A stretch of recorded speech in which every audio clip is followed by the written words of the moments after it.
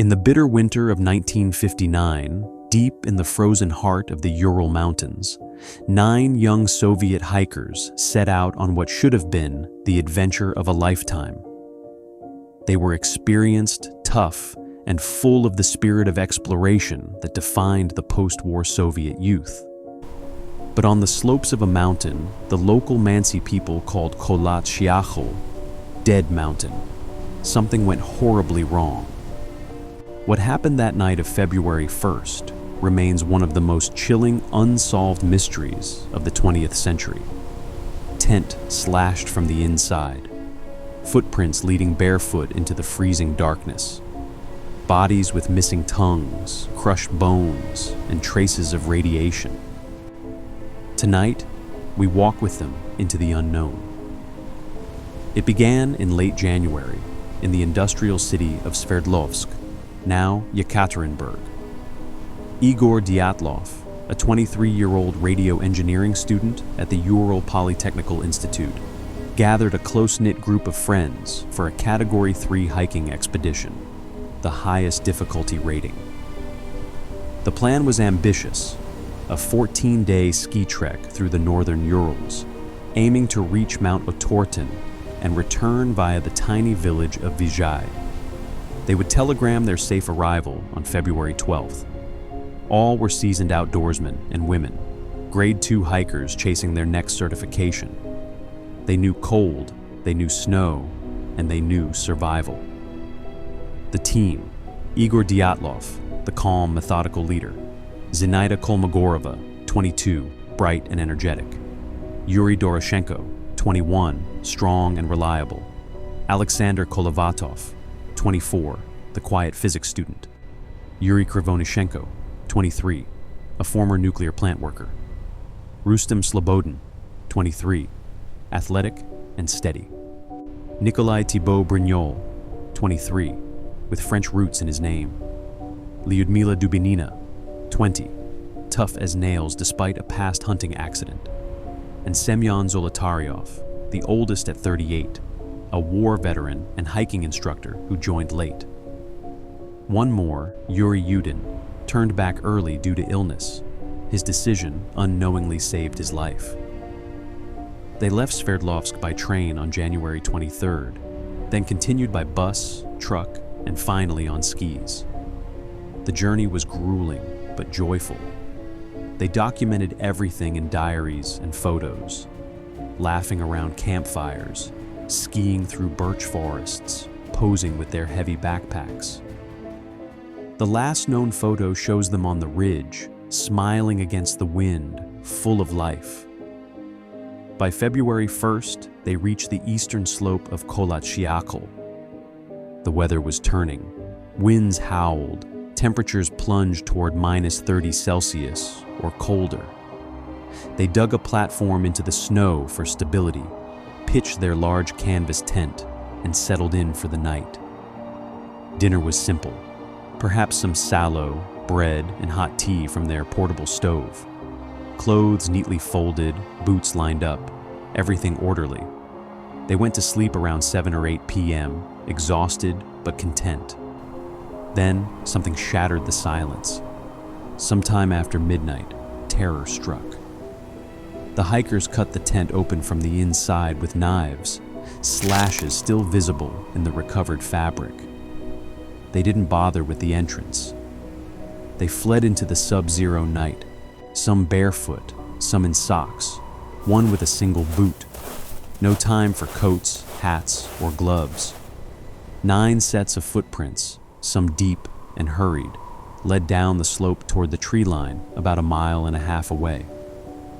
The group stayed mostly together at first, walking single file. They left behind food, maps, a flask of vodka, even a disassembled stove. Whatever forced them out was immediate and overwhelming. Search parties didn't mobilize until mid-February, after the expected telegram never arrived. On February 26th, volunteer students and rescuers spotted the tent half buried in snow on the mountainside. Inside was eerie calm, provisions untouched, a plate with leftover food, the cut edges of the canvas flapping in the wind. Outside, the footprints told a story of panic, but no struggle, no signs of fighting, no animal tracks. The rescuers followed the trail down to the forest. There, under a large cedar tree, they found the first two bodies, Yuri Doroshenko and Yuri Krivonishenko. They were barefoot, wearing only underwear. Krivonishenko had burns on his hands and foot and had bitten off part of his own knuckle, perhaps in agony or to stay conscious. A small fire had been attempted, but barely burned. Branches were broken high up the tree, as if someone had climbed desperately for a better view back to the tent. Over the next days, more bodies emerged. Igor Dyatlov was found 300 meters from the cedar, facing toward the tent, as if trying to crawl back.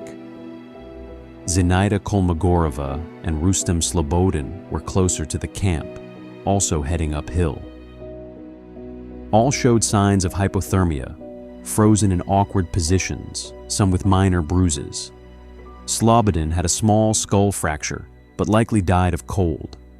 The last four, Lyudmila Dubinina, Semyon Zolotaryov, Alexander Kolovatov, and Nikolai Thibault Brignol, weren't found until May when snow melted. They lay in a deep ravine near a creek under 4 meters of snow and ice. These bodies told a darker story. Thibault Brignol had a massive skull fracture. Zolotaryov and Dubinina had multiple broken ribs, injuries the medical examiner compared to a car crash. Dubinina was missing her tongue, part of her lips and eyeballs. Zolotaryov was missing his eyes. Kolovatov had damaged eyebrows and softer tissue loss. Some faces showed signs consistent with prolonged exposure to running water.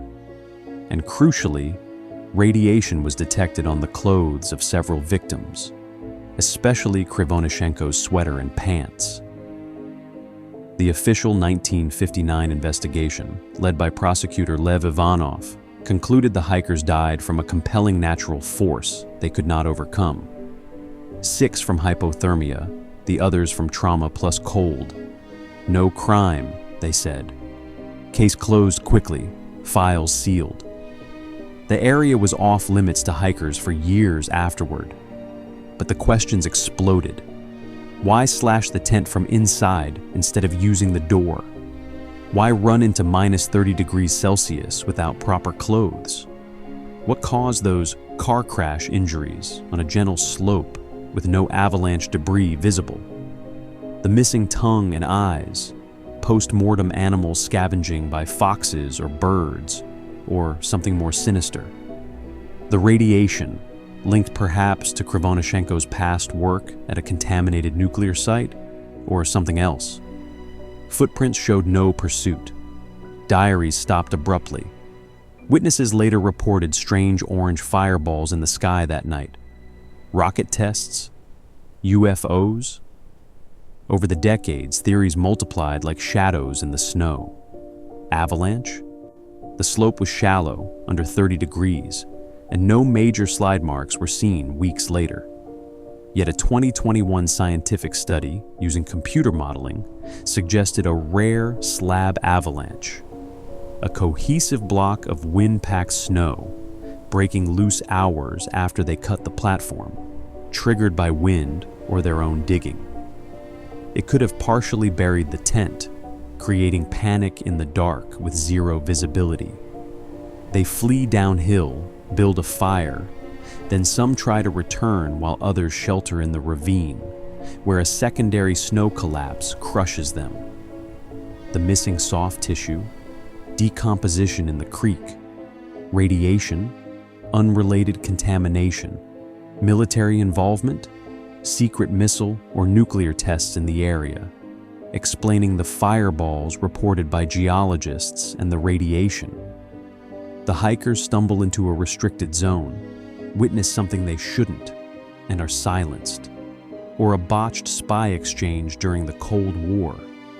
Mansi attack? The indigenous locals were questioned and cleared.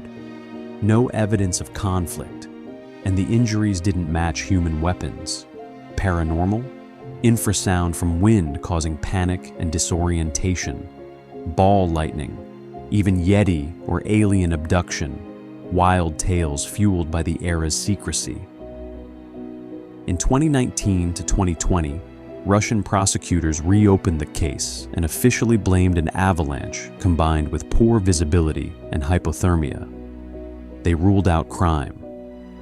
Yet many researchers, including families, remain unconvinced. The files are incomplete. Photos and diaries raise more questions than answers. Imagine that final night. 9 friends, laughing earlier that day, huddle in their tent as the wind screams. A sudden roar, snow shifting, a blinding light, a force they can't name. Knives slash canvas, bare feet hit snow. They run, hearts pounding, calling names in the dark.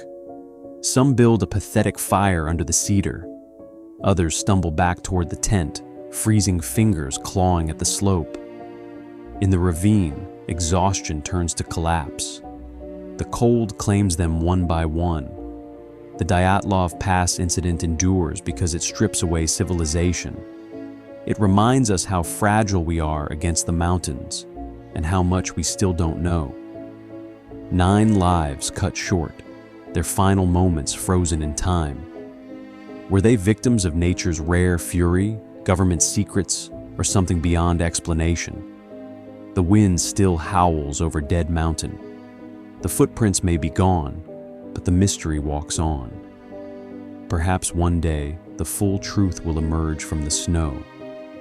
Until then, we remember them, not as victims of conspiracy, but as brave young souls who dared the wilderness and never came home.